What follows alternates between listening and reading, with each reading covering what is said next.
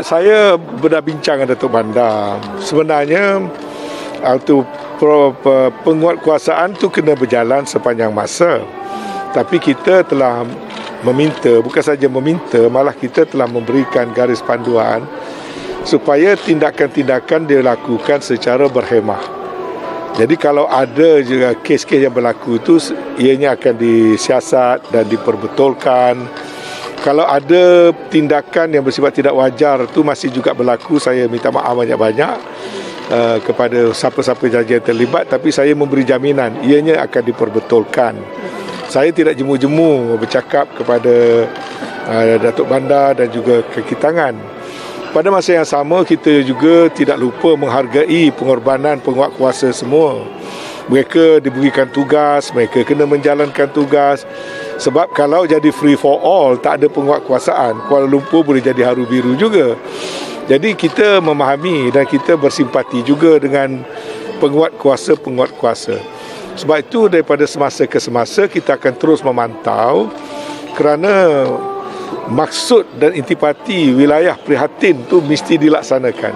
Kita mesti menggunakan banyak, orang kata, berhemah dan membantu, bukan hanya menguatkuasakan semata-mata for the sake of enforcement, tetapi menguatkuasakan dalam bentuk kita bekerjasama dengan mereka-mereka yang terbabit.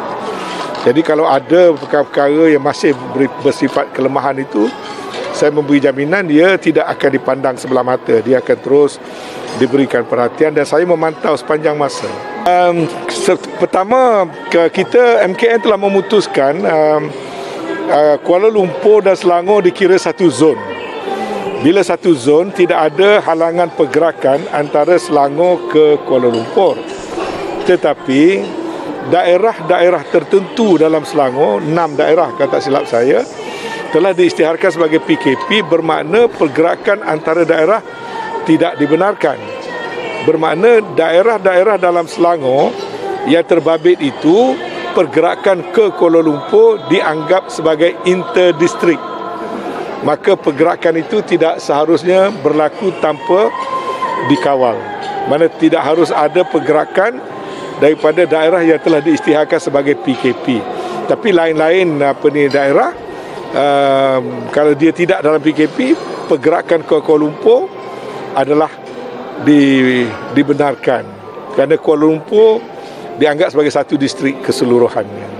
Ya. Tapi untuk Kuala Lumpur, pelaksanaan PKP akan dibuat berdasarkan kepada maklumat HAID. Ya.